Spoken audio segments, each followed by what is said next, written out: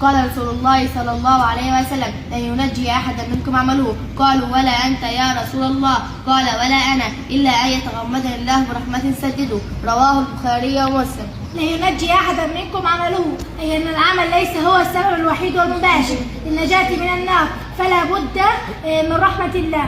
يتغمدني أن يسترني ويغطيني بها، فالنبي صلى الله عليه وسلم يخبر أنه حتى عمله العظيم لا يوجب دخول الجنة بذاته بل برحمة الله.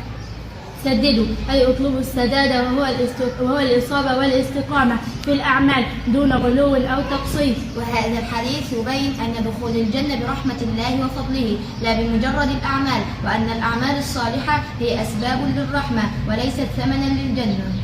الفوائد: العمل الصالح وإن كثر لا يبلغ ثمنا للجنة، لأن نعم الله على العبد أعظم من أن يوفيها أي عمل.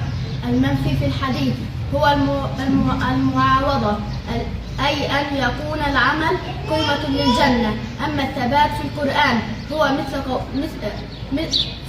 مثل قوله تعالى: ادخلوا الجنة بما كنتم تعملون، فهو باء السببية، فالعمل سبب للرحمة التي هي طريق للجنة. الحديث لا يدعو لترك العمل بل يدعو للإخلاص والمداومة، ولذلك قال النبي صلى الله عليه وسلم في نفس السياق: أحب الأعمال إلى الله تعالى أدومها وإن قل.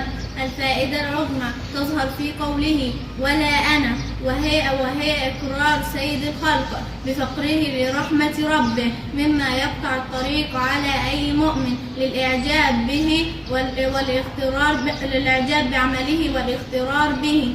الإنسان لا يعجب بعمله مهما عمل.